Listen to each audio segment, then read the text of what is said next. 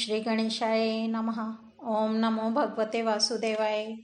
श्रीमद् भागवत में नवम स्कंद 5वां अध्याय प्रारंभ करते हैं।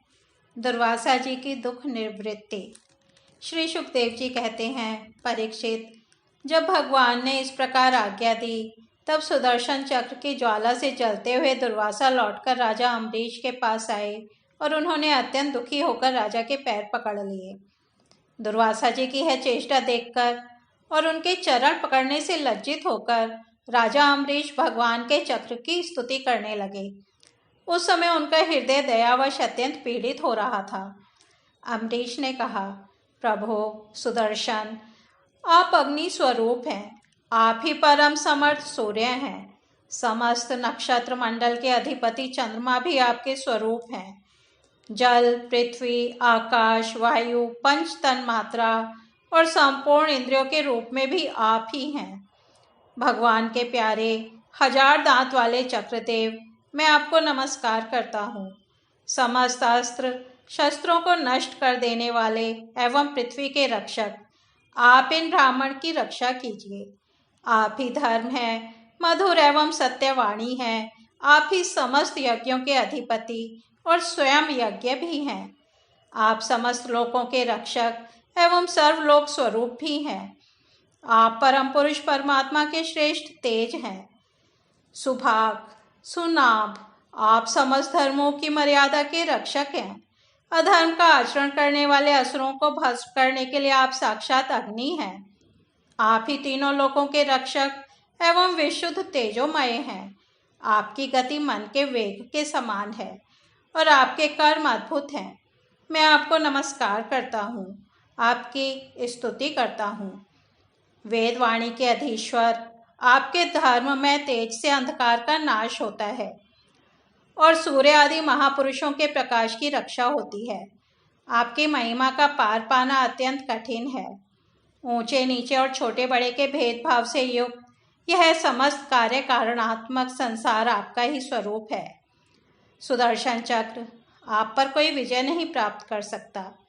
जिस समय निरंजन भगवान आपको चलाते हैं और आप दैत्य एवं दानवों की सेना में प्रवेश करते हैं, उस समय युद्ध भूमि में उनकी भुजा, उदर, जंघा, चरण और गर्दन आदि निरंतर काटते हुए आप अत्यंत शोभायमान होते हैं।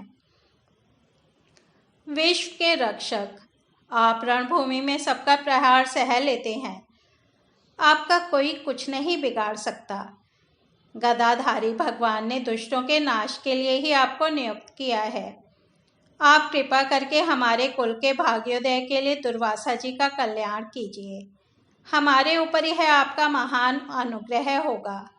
यदि मैंने कुछ भी दान किया हो, यज्ञ किया हो अथवा अपने धर्म का पालन किया हो, यदि हमारे वंश के लोग ब्राह्मणों को ही अपना आराध्य देव समझते रहे हों, तो दुर्वासा जी की जलन मिट जाए। भगवान समस्त गुणों के एकमात्र आश्रय हैं। यदि मैंने समस्त प्राणियों के आत्मा के रूप में उन्हें देखा हो और वे मुझ पर प्रसन्न हों, तो दुर्वासा जी के हृदय की सारी जलन मिट जाए। श्री सुखदेव जी कहते हैं, जब राजा अम्बरीश ने दुर्वासा जी को सब और से जलाने वाले भगवान के सुदर्शन चक्र की इस प्रकार स्तुति की, तब उनकी प्रार्थना से चक्र शांत हो गया। जब दुर्वासा चक्र की आग से मुक्त हो गए और उनका चित्त स्वस्थ हो गया, तब वे राजा अम्बरीश को अनेक उत्तम आशीर्वाद देते हुए उनकी प्रशंसा करने लगे। दुर्वासा जी ने कहा, धन्य है, आज मैंने भगवान के प्रेमी भक्तों का महत्व देखा। राजन, मैंने आपका अपराध किया, फिर भी आप मेरे लिए मंगल कामना ही कर रहे हैं। जिन्होंने भक्तवत्सल भगवान श्री हरि के चरण कमलों की दृढ़ प्रेम भाव से पकड़ लिया है, उन साधु पुरुषों के लिए कौन सा कार्य कठिन है। जिनका हृदय उदार है, वे महात्मा भला किस वस्तु का परित्याग नहीं कर सकते। जिनके मंगलमय नामों के श्रवण मात्र से जीव निर्मल हो जाता है, उन्हीं तीर्थपाद भगवान के चरण कमलों के जो दास हैं, उनके लिए कौन सा कर्तव्य शेष रह जाता है। महाराज अम्बरीश, आपका हृदय करुणा भाव से परिपूर्ण है। आपने मेरे ऊपर महान अनुग्रह किया। अहो, आपने मेरे अपराध को भुलाकर मेरे प्राणों की रक्षा की है। परीक्षित, जब से दुर्वासा जी भागे थे तब से अब तक राजा अम्बरीश ने भोजन नहीं किया था। वे उनके लौटने की बाट देख रहे थे। अब उन्होंने दुर्वासा जी के चरण पकड़ लिए और उन्हें प्रसन्न करके विधि पूर्वक भोजन कराया। राजा अम्बरीश बड़े आदर से अतिथि के योग्य सब प्रकार की भोज्य सामग्री ले आए। दुर्वासा जी भोजन करके तृप्त हो गए। अब उन्होंने आदर से कहा, राजन, अब आप भी भोजन कीजिए। अम्बरीश, आप भगवान के परम प्रेमी भक्त हैं। आपके दर्शन, स्पर्श, बातचीत और मन को भगवान की ओर प्रवृत्त करने वाले आतिथ्य से मैं अत्यंत प्रसन्न और अनुग्रहित हुआ हूँ। स्वर्ग की देवांगनाएं बार बार आपके इस उज्ज्वल चरित्र का गान करेंगी। यह पृथ्वी भी आपकी परम पुण्यमयी कीर्ति का संकीर्तन करती रहेगी। श्री सुखदेव जी कहते हैं, दुर्वासा जी ने बहुत ही संतुष्ट होकर राजा अम्बरीश के गुणों की प्रशंसा की और उसके बाद उनसे अनुमति लेकर आकाश मार्ग से उस ब्रह्मलोक की यात्रा की जो केवल निष्काम कर्म से ही प्राप्त होता है। परीक्षित, जब सुदर्शन चक्र से भयभीत होकर दुर्वासा जी भागे थे तब से लेकर उनके लौटने तक 1 वर्ष का समय बीत गया। इतने दिनों तक राजा अम्बरीश उनके दर्शन की आकांक्षा से केवल जल पीकर ही रहे। जब दुर्वासा जी चले गए तब उनके भोजन से बचे हुए अत्यंत पवित्र अन्न का उन्होंने भोजन किया। अपने कारण दुर्वासा जी का दुख में पड़ना और फिर अपनी ही प्रार्थना से उनका छूटना, इन दोनों बातों को उन्होंने अपने द्वारा होने पर भी भगवान की ही महिमा समझा। राजा अम्बरीश में ऐसे ऐसे अनेकों गुण थे। अपने समस्त कर्मों के द्वारा वे परब्रह्म परमात्मा श्री भगवान में भक्ति भाव की अभिवृद्धि करते रहते थे।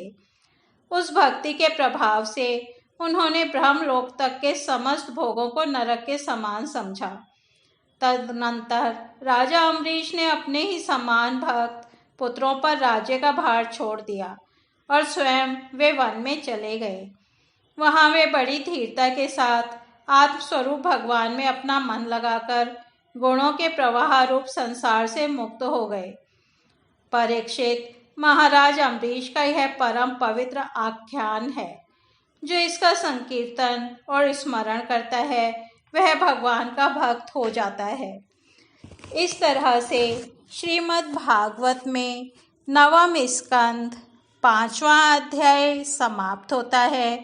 कल हम 6ठा अध्याय इक्ष्वाकु के वंश का वर्णन, मानधाता और सौभरी ऋषि की कथा सुनेंगे।